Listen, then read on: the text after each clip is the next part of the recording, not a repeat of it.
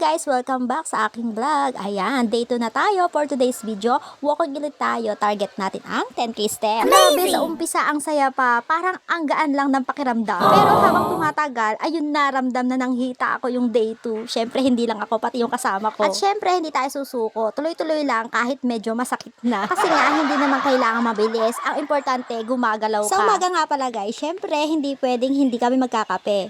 Para kasing hindi pa gumagana ang aming katawan pag walang cafe. Buti na lang may nakita kami tindahan, kaya ayaw nakapagkape din. Sa akin nga pala guys, Nescafe Black, no sugar. Para kunwari, strong din ako. Ito yung tipong okay, ready na ulit lumaban, kahit deep inside, inaantok pa rin. At sa akin kumari naman na si Elda, ayun, 3-in-1 Nescafe. Syempre, mas sweet, bagay sa kanya. Hala, talaga ba? Habang ako nagpapakatapang sa pait ng kape, siya naman, enjoy na enjoy, parang walang 10k steps na haharapin mamaya. Pero ayun, after magkape, medyo nagising na, medyo may energy na ulit, kaya laban na ulit sa walking. Habang hindi pa namin tapos yung kape, ayun, naglakad na kami. Hala, multitasking yarn. Sa isang kamay guys, kape. Sa isang kamay, laban sa 10k steps. Feeling productive talaga. Nagkakape ka na, nagwa-workout ka pa. Pero guys, umpisa ang saya. Parang ang dali lang. Pero habang tumatagal, medyo challenging kasi nga naman, iinom ka ba o maglalakad ka? Hindi pwedeng sabay-sabay ang focus. Yung kape ko na black, no sugar. Mapait, pero kailangan parang buhay, charot. Pero ito yung nagbibigay sa akin ng konting lakas para magpatuloy-tuloy lang. O diba? Ay siya, biruin mo 10k steps. Ay kailangan mo talaga ng energy, diba? Kaya para sa akin, sapat na ang black coffee, no sugar. Ayun, okay. At ito na ang aking kumaring si Elda. Chill lang sa 3-in-1 niya.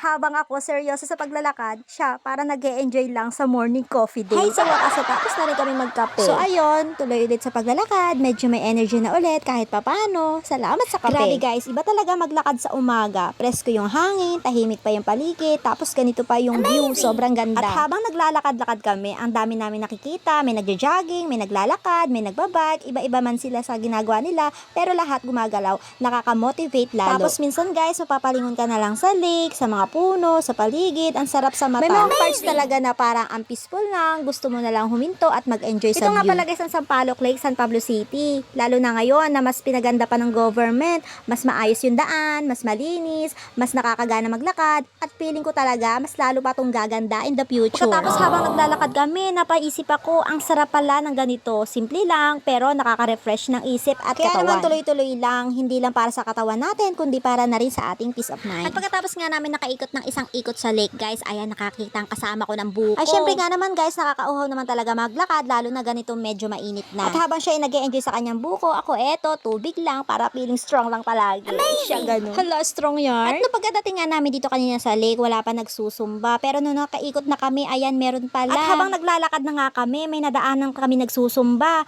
Ang saya nilang panoorin, ang gagaling, ang gaganda ng energy, talagang ganado. Ang sabi ko nga guys sa kasama ko, uy, makijoin ka na. Pero ayaw niya, biglang nahiya. Sabi ko pa, sayang o libre na workout. Pero dead ma siya, tuloy lang sa kanyang panonood sa mga nagsusumba. Kunwari, hindi niya narinig. Siguro guys, kung nasa 40s or 50s na kami, baka pa kami yung nasa unahan. Todo sayaw na.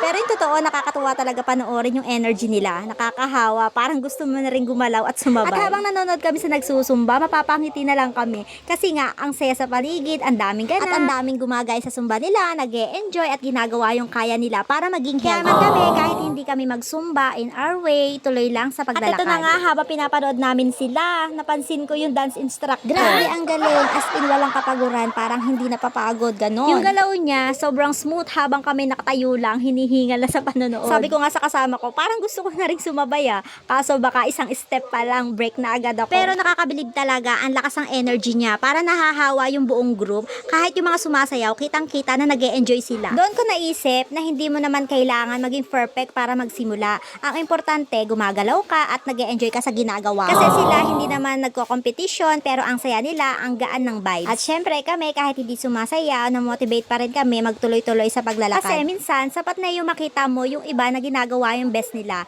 para ikaw din ganahan magpatuloy. Tuloy lang, kahit hindi kasing galing ni instructor. After namin manood, ayun, balik ulit sa realidad, lakad ulit para sa 10k steps. Pero parang na-inspire kami saglit, pero hanggang tingin na lang muna, hindi pa ready ang katawan para sa Zumba level. So ayun, tuloy ulit sa paglalakad, kahit medyo pagod na, kahit ramdam na sa hita, go lang. At habang ang saya nga ng kwentuhan namin, bigla kaming may nakita, si Ruding Bulaho, vlogger din sa San Pablo. Syempre, bilang kapwa content creator, kailangan talaga natin suportahan. Noong una, medyo kinakabahan pa kami ng konti, pero sabi namin, sige na nga, lakasan na natin ng loob. Lumapit nga kami guys, tapos nagtanong, pwede po ba bang masama sa video namin? Buti na lang, game naman siya. Ang saya lang kasi nakakatuwa makakita ng kapwa creator na same vibes. Ay, hello po. Shoutout po sa inyo lahat.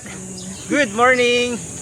Ayan, para tuloy may biglang may mini collab moment kahit saglit lang sa gitna ng walking namin. Nakaka-inspire din kasi makikita mo na ang dami talagang gumagawa ng content, nag-e-effort at nag-e-enjoy sa ginagawa nila. Kaya man lalo kaming namomotivate magtuloy-tuloy sa walking at pagbablog. Wow, vlogger yarn! Kasi hindi lang pala ito about sa 10k steps, kundi sa journey, sa experience, at sa mga tao nakakasalamuha mo along the way. So ayan lang guys, thank you for watching. See you sa next lakad, Este Vlog! Goodbye guys, follow for more!